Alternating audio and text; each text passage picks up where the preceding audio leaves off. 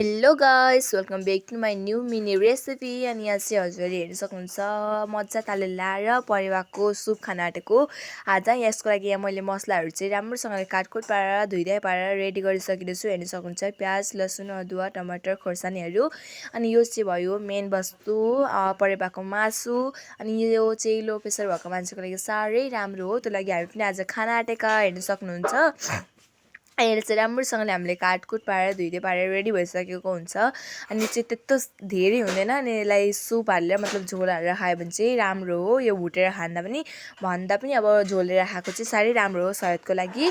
अनि यो बनाउनुतिर लाग्छु। अनि कराई तताएर कराईमा तेल हालेर अनि टक्कसँग तेल तातिए पछाडि चाहिँ अब यहाँ म हाल्छु पाँचफोरन, अनि त्यसपछि तेजपत्ताहरू हालेर प्याज हालेर रातो पारेर भुट्छु। भुटे पछाडि मसलाको पेस्ट हाल्छु, अदरक लसुन प्याजहरूको।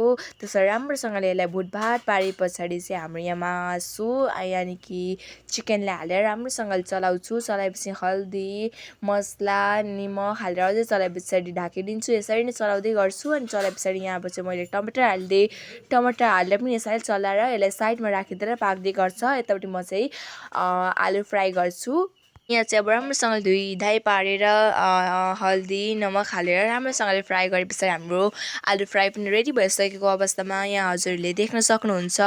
अनि त्यसरी आलु फ्राई रेडी भएपछि म उतापट्टि त्यो मासुलाई पनि ढक्कसँगले जिरा मसला हालेर राम्रोसँगले चलाइधलाइ गरेर म यहाँ सुप झोल हालिदिन्छु। रस हाल्ने लागि पानी हालिदिएँ। अनि पानी हाले पछाडि चाहिँ अनि यो चाहिँ राम्रोसँगले उमाल्छु होइन। 10-20 मिनटसम्म राम्रोसँगले उमालेर पछाडि चाहिँ हाम्रो चाहिँ सुप रेडी भइसकेको हुन्छ। Okay, like, comment, subscribe, bye bye, enjoy for